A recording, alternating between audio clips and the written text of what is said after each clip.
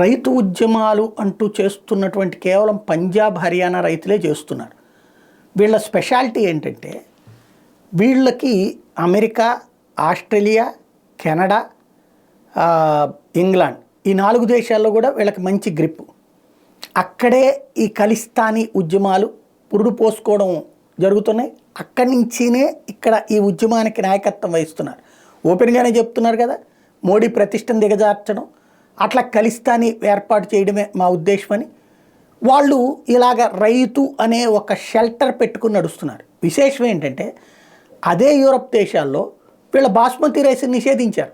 ఎందుకు అంటే chemical content ఎక్కువగా ఉందని వీళ్ళ బాస్మతి బియ్యాన్ని వాళ్ళు కొనుగోలు చేయరు.